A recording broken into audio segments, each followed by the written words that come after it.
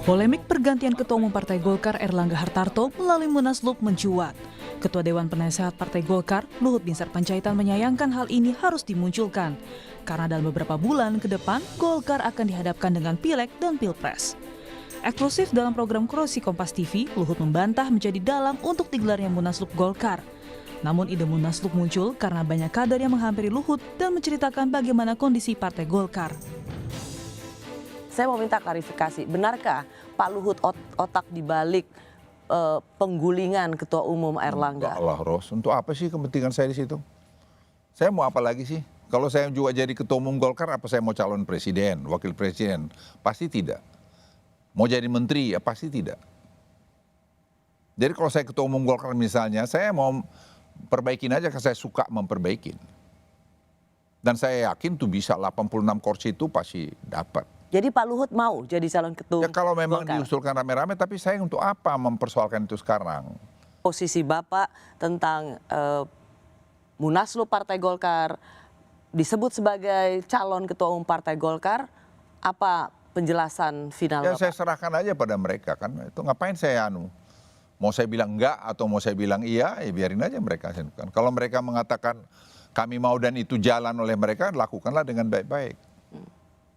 Itu aja sederhana kok. Gak berbahaya ya Munaslup beberapa bulan sebelum? Bahayanya itu. Asal dilakukan dengan damai, dilakukan dengan niat baik, kenapa tidak? Tapi jangan dilakukan dengan rusuh, itu nggak ada gunanya. Itu akan buat Golkar runtuh. Lakukan dengan baik. Kalau memang itu kesepakatan mereka bersama. Tapi saya nggak campurin itu.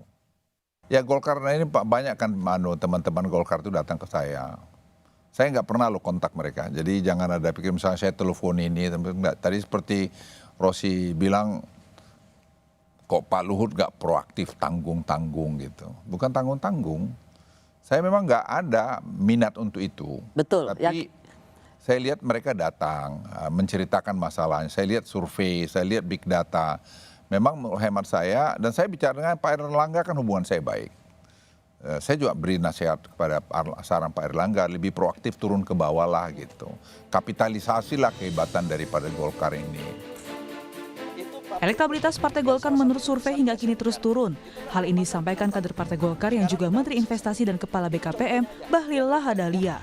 Bahlil menyebut banyak suara dari perwakilan daerah menyebut Golkar butuh perbaikan.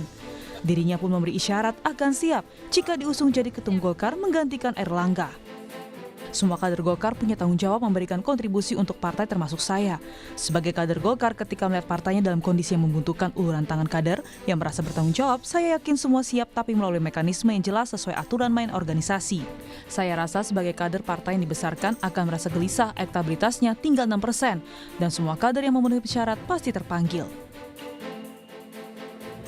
Sementara Ketua Umum Partai Golkar saat ini Erlangga Hartarto membantah adanya Munaslup. Semenjak isu itu muncul, belum ada pembicaraan partai yang akan menggelar Munaslup.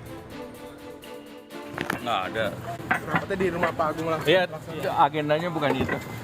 Kalau yang soal mau mengganti Bapak untuk dicapresin gimana Pak? Tidak ada itu. Pak Ridwan mengatakan tersebut Pak. Tidak ada. Ya. Berarti selama ini masih Bapak ya Pak ya untuk capresnya? Berarti masih solid ya Pak? Forum tertinggi Rakernas Rapim Munas. Sebelumnya desakan mengganti Ketua Umum Partai Golkar Erlangga Hartarto berembus usai rapat Dewan Pakar Partai Golkar yang mengusulkan gelaran Munaslup. Salah satu alasannya, desakan karena Erlangga dinilai tak mampu mengangkat elektabilitas Golkar untuk 2024. Tim Liputan, Kompas TV.